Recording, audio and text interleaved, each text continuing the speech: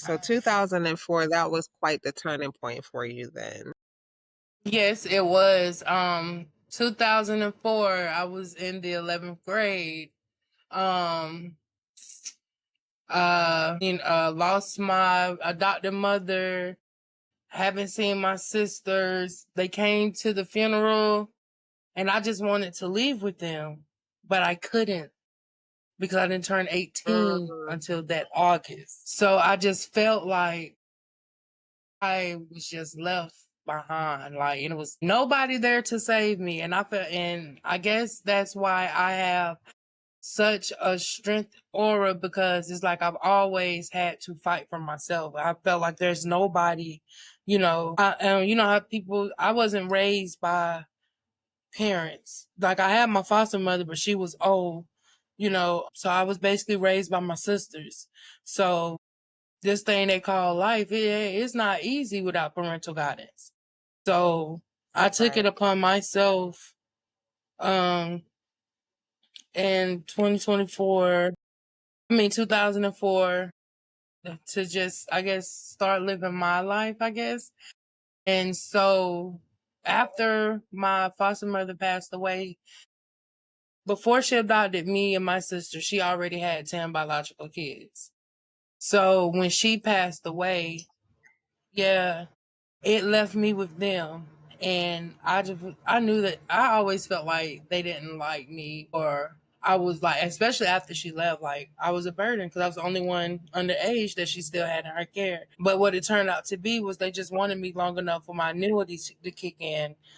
That I got from a settlement when I was younger. Had gotten my finger cut off at a apartment complex. And so when my annuity hit, I thought, everybody was all for me, but it wasn't like that. I was able to get me a car for my 18th birthday to start, I guess, living a little bit.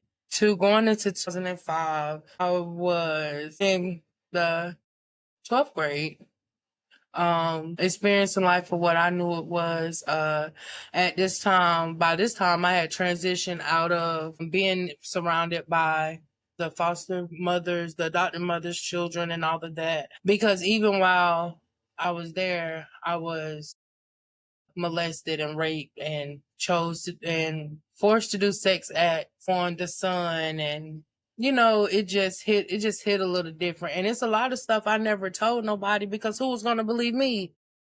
Who was going to believe Right. me?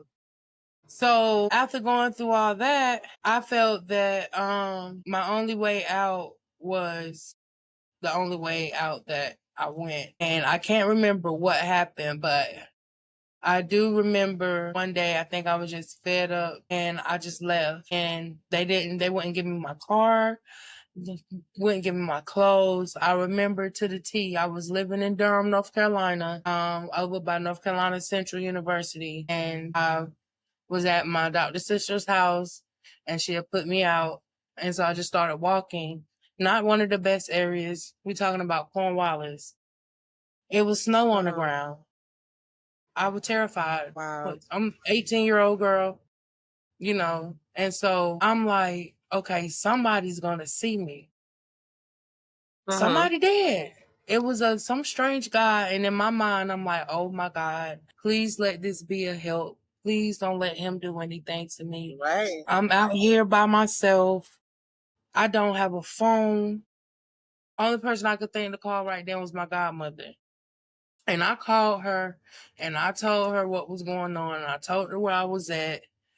And she was like, stay there. I'm going to come get you. But I was so scared that Yeah, as you should somebody have been. was going to kidnap me. And finally she pulls up and I just seen the light through the tunnel. And I was just like, oh my God, she's here. And so I remember getting in her car and going to her house, and I got to her house and I called my aunt, my biological mother's sister, and I told her what was going on. And the very next day, my agent came and she picked me up with all my stuff Like it was like Mm, a battle to get my stuff. That's mine, my car, everything. And so finally my aunt was able to get all my belongings and I went to go stay with her in Chapel Hill. And I stayed at my school I was in. I was School of Arts. And so I was driving from Chapel Hill to Durham every day, high school senior, just so I could get to school, trying to finish up your school. trying to finish school and all in the process. I want to say my 12th grade year is when I started smoking weed because Wow. I didn't know. You know what I'm saying? I didn't know. I just know when my best friend handed me that blunt and I took that first pull and it seemed like everything I had just went through in the last 6 months was in a black garbage bag somewhere. I knew then. I was like, okay, yeah. And that's when I initially got um into smoking marijuana. And that continued throughout my high school year. I also in doing a little too much in 2005. Well, late 2004. Around November, December, I got into a relationship with now my son's father. So when I graduated high school, I was pregnant. I didn't tell anybody Oh, I was pregnant. I was staying with my auntie and she was so nosy. And he would be sneaking through the window. We thinking she don't and hear, you but still she you was. think you got it through the nosy Annie?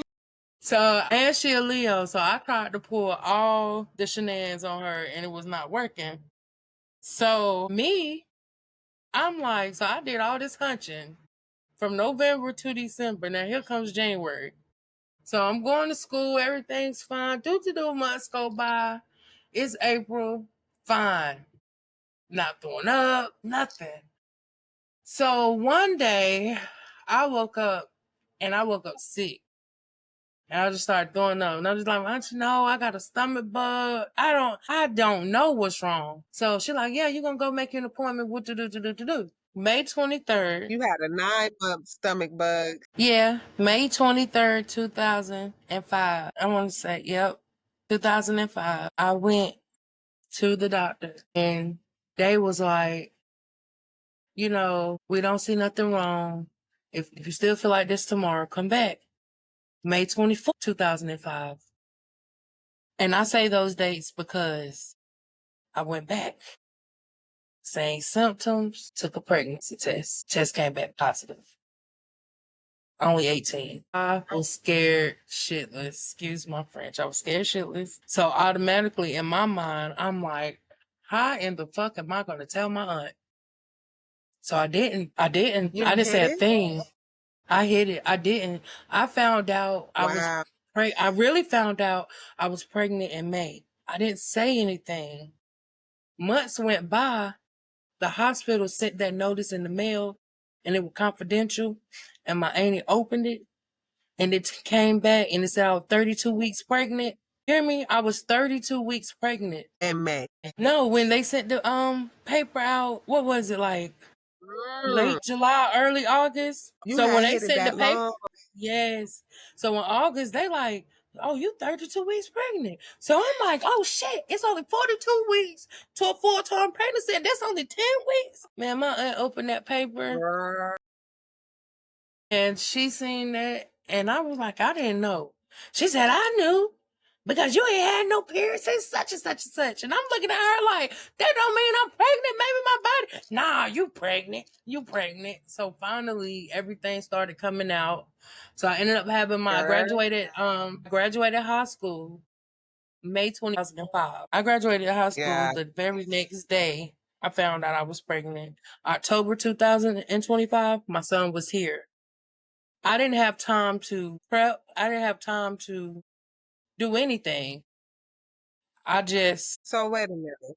You went yeah. from losing your mom, Mm-hmm, your adoptive mom, already mm-hmm, had a stressful childhood. mm-hmm, You finished up high school mm-hmm, only to become a mom months after you graduated from high school. So you didn't have a chance to do too much of nothing. Like you went from mm-hmm. childhood to adulthood in like Yeah, 2.2. I went from childhood to motherhood like this. Motherhood. Yeah, well, shoot, being a Yeah, mom is about trying to, You about dang near have to be an And adult to be a mom. I didn't know what to do. I had fathers in That's a denial because I was promiscuous. I'm not gonna sit here and say I wasn't. I was. I was living my best life. Not all these years. I tried to get pregnant when I was 12, 13. It didn't work. So I'm like, ain't no way. I'm yeah. 18, 17, 18. I ain't gonna get pregnant. I've been doing all this and ain't got pregnant now. So when I got What? pregnant, it was like, oh shit. My initial thought, but I knew who my child's father was. I knew. But Mhm. because I had been with somebody else, it caused questions all through the city because of who my baby father was. Mm. So now I got people questioning me about my child. And if it's his, that's none of your business. And it was kind of sort of like me and him, we just bumped heads because I understand now that I hurt that man by moving on with life, kind of, sort of. But I've always loved him because he's the first man that ever loved me back because I didn't have a father that did that. So, and he Right. didn't care what, you know what I'm saying? He loved me, he loved my family and my nieces and my nephews. And so Mhm. we're in 2005 and I have my son and he's born the day before Halloween. Mhm. And so I'm like, oh my God, I got this baby. I don't know what to do. You're talking about somebody that was her own, entrepreneur, so a lot of my lifestyles I couldn't even do anymore to make my money because I had this child. And then I Mm. had to think, like, what am I going to do? So then I had to see what this working thing was like and find a job here and find a job there. Needless to say, none of this shit worked out for me because I wanted this and I wanted it right there. I wanted that fast money. That's the life I provided for myself. It got me everything I wanted. So I learned how to juggle that with also being a mom. I thank God for my son's grandma because that woman still 19 years later still haven't left my corner. So I am in the runt of my life.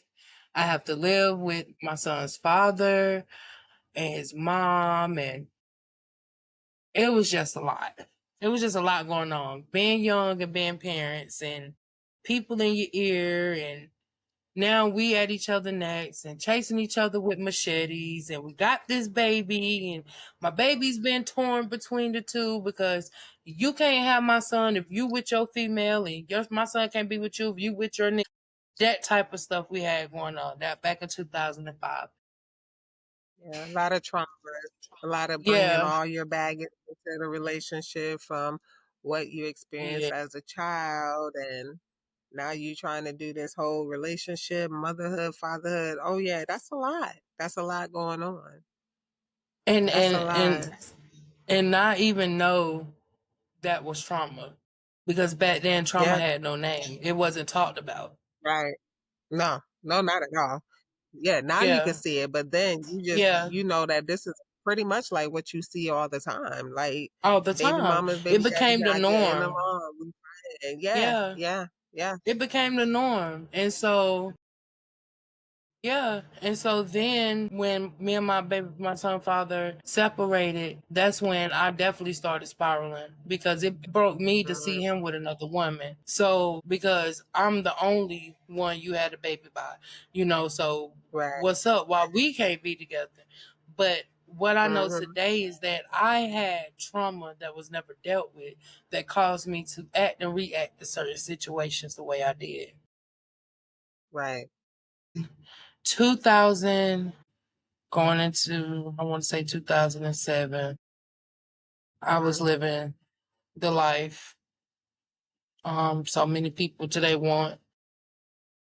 And it got to where I was just doing stuff. I was selling drugs and selling my body and just doing all types of stuff as I sit and think about it like, girl, what was wrong with you? And it was because I didn't have nobody, you know what I'm saying? Now I know today, like, who was in my corner? Who was there for me? And the Just amount of learning money it I all. made.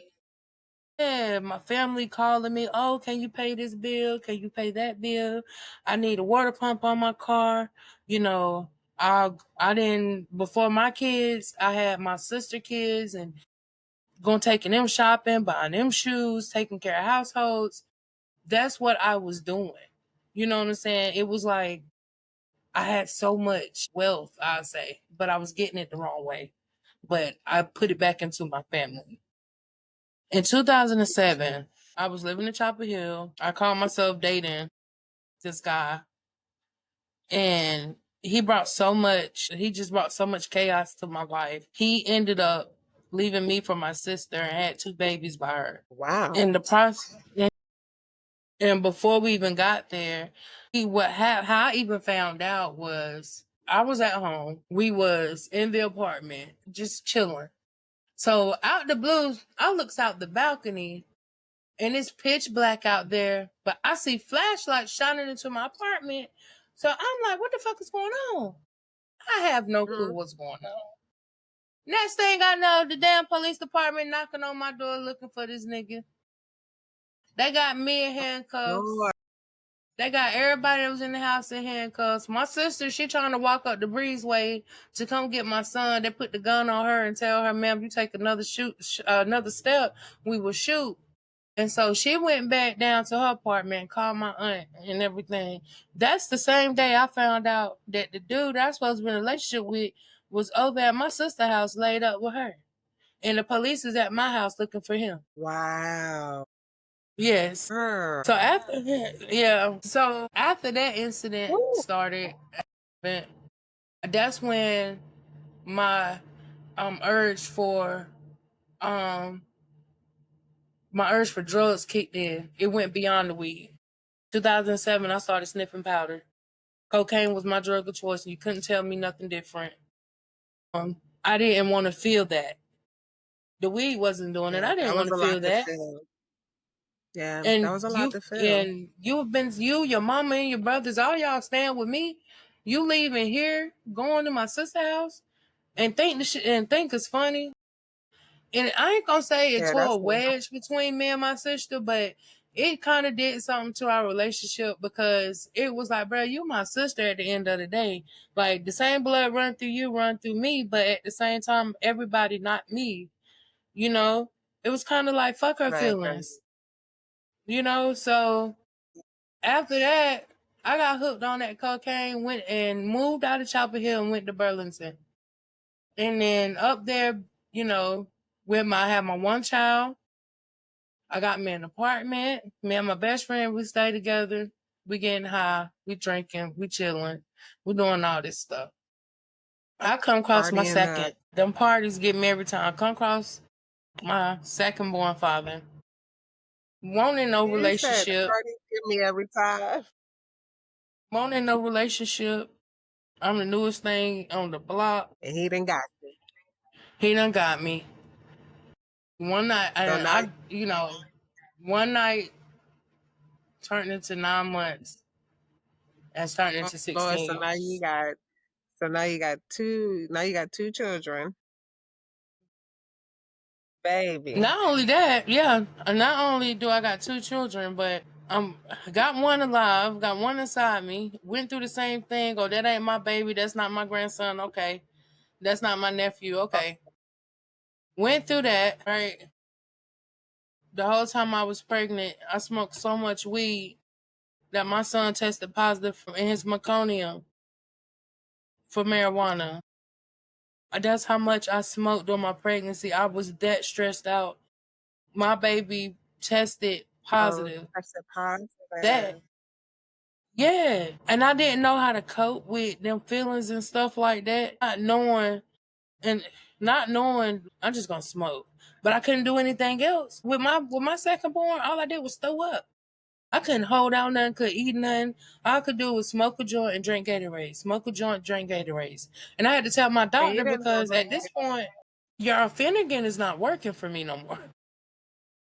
right, So right. we got to find something. So the solution they found was CPS. And soon as I had my son, And at this time, I hadn't lost my apartment, everything. So I'm living with my Oh, sister, and we're living in Burlington. And so the hospital was like, well, we recommend residential treatment, inpatient treatment, where you can get to take your kids with you. Um, and it's a recovery program for women and children based out of Chapel Hill, North Carolina. First of all, I told my sister, I'm like, yeah, maybe because I don't got nowhere to go, you're ready for me to leave, I'm gonna go. The people drove all the way from Chapel Hill to Burlington to pick me up, me and my stuff. I filled their van up. Me, my kids, and we went to the residential treatment program. And it was crazy because it was hard for me to recover. And I'm gonna tell you why. It was hard for me to recover in Chapel Hill because it's all I knew. I knew where everything was. My family was the suppliers. I don't care if it was a pill, a bag, a bud, I don't care what it was. And it scared me to be in recovery in Chapel Hill because I didn't want to relapse and they take my children. So I worked that program and I was there. It was a 12-month program. I want to say I was there. I wasn't there long. Let's be honest about that. And I think after that, after I left that program the first time, it was kind of a blur. And okay, when I was in that program, I met my third baby daddy. I met my third son in the father. Yep. He was also in recovery, but in a different program. And we started going to church together. He took heed to my two boys. So y'all began y'all journey of healing together after the program. We did. But Okay, we wasn't ready.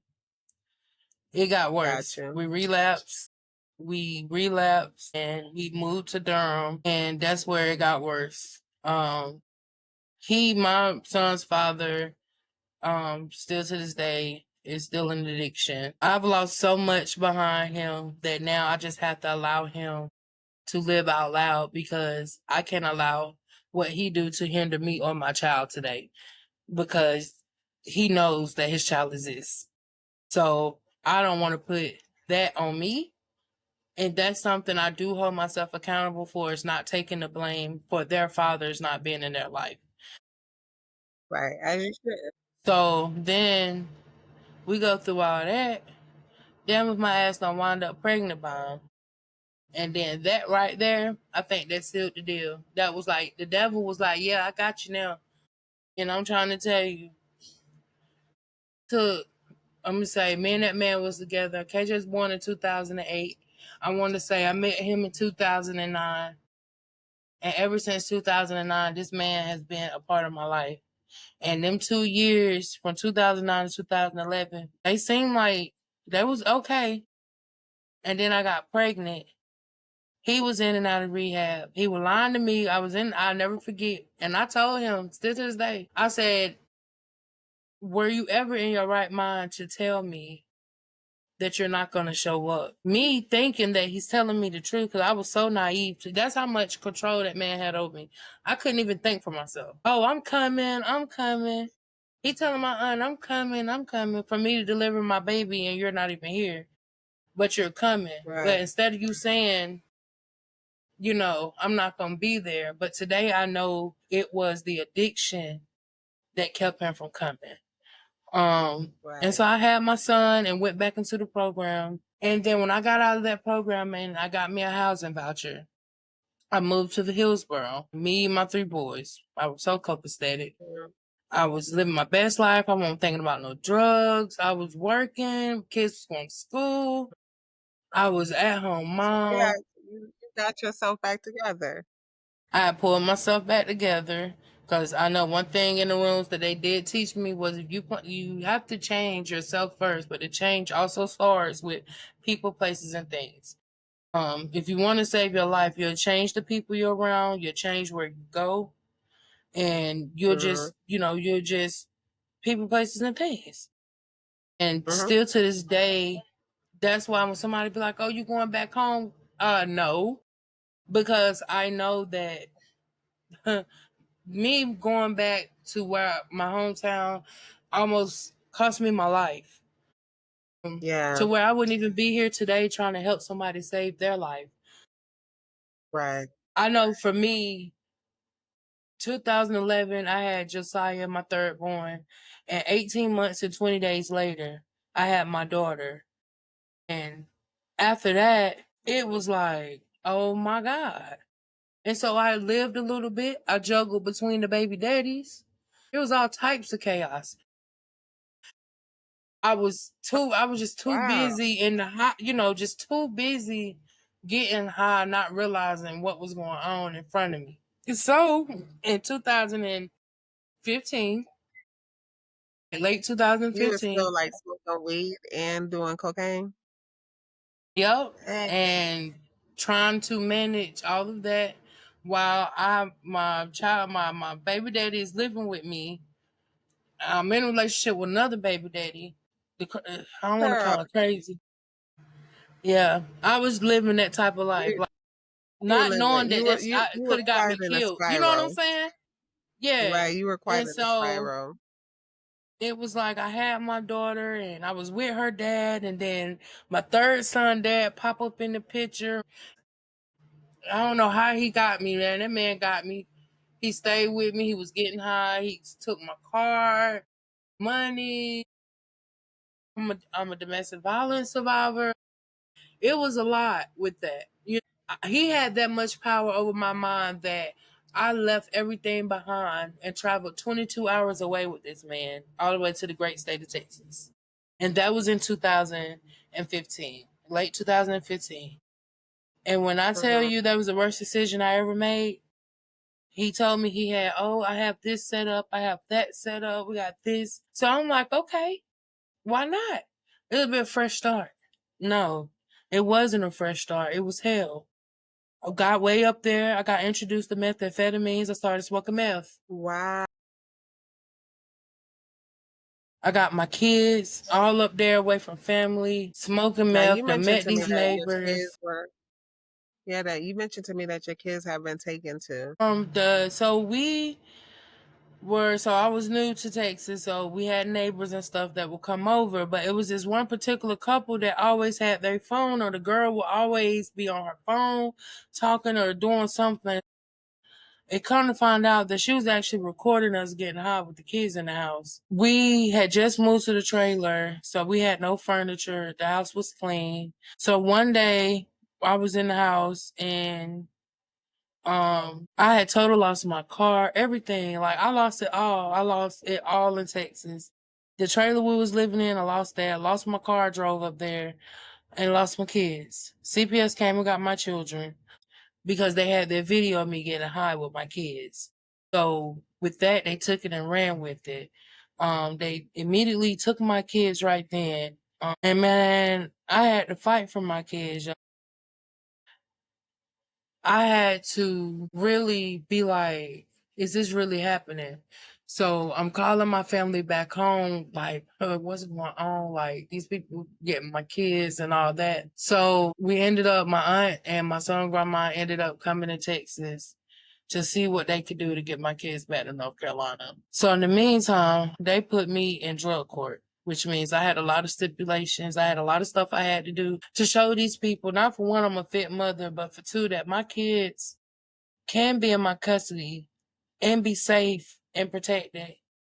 So during this journey, I was homeless, had nowhere to go. My very first court date, I'll never forget. We slept in the car that night. And I didn't have no water to wash my butt. I went to court the way that I was high, was up all night, just high. So went to court, and my lawyer was there, or whatever. So, girl, part of your healing out loud journey involves so much of you openly sharing so many parts of your past. Like, Kennisha, girl, you have bravely spoken out about a time when you struggled with drug use. Like, that is so major for you to be able to boldly speak that. And I mean, you even spoke about, like, you even had to resort to selling yourself to get where you were going. Like for many, that's a past they want to hide that. But baby, Mm-mm. you're really using it as a testimony and a testament to how true resilience work. So Right. that resilience. Now, your kids, they in CPS. You are flipping. Mm-hmm. I know you're losing your mind because I know no matter what's going on with a mom, they babies are they babies. And that's what you really be moving forward for because I know as a mom, I move forward for my daughter and she's not even my biological daughter. But when I was Right. struggling the most, this is when I'm like trying to be like, okay, I got to do it for her. So take us to that point where your healing out loud journey is Oh now my God. like, okay, I got to get my babies back. So what am I about to do? So this is where everything start rolling. So I go to court.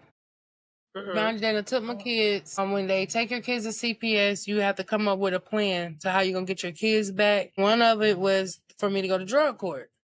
Okay. Now, drug court don't always work in your interest because you can do everything on that list and they still say you haven't done enough. So that was me. So that's added pressure.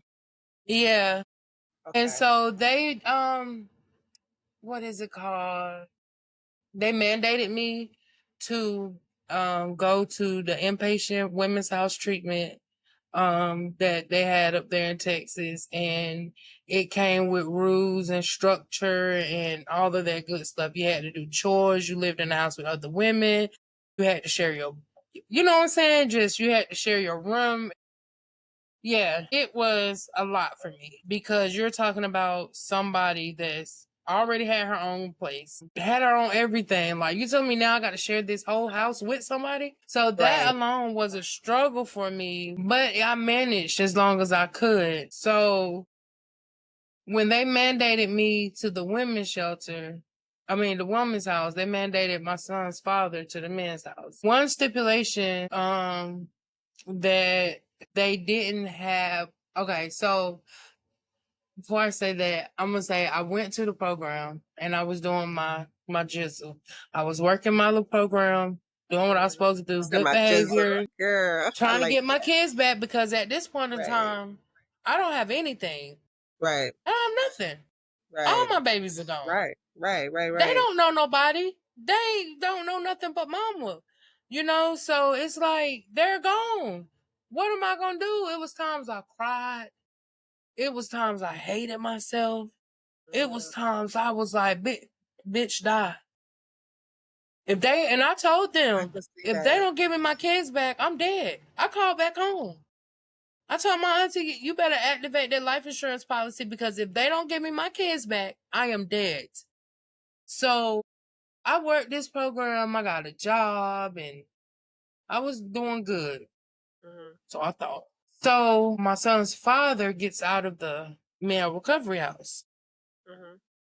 and we started to link back up. And at that time, I didn't know I wasn't supposed to be linking up with him, but I was doing it on the sneak too.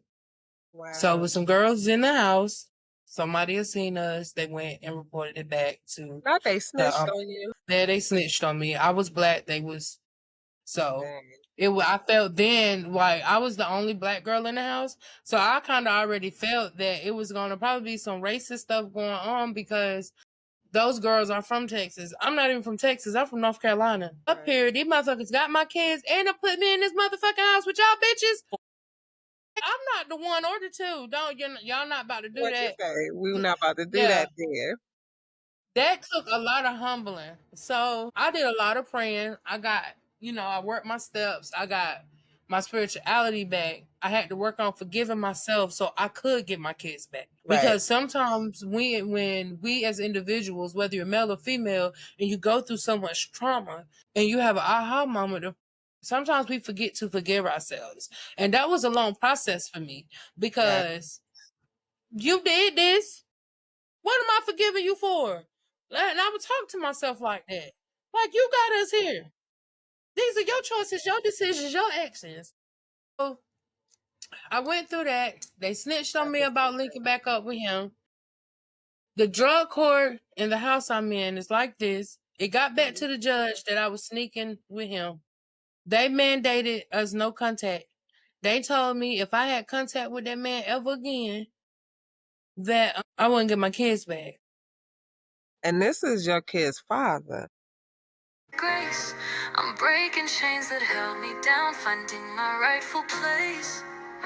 I am grounded, I am stable, I am connected.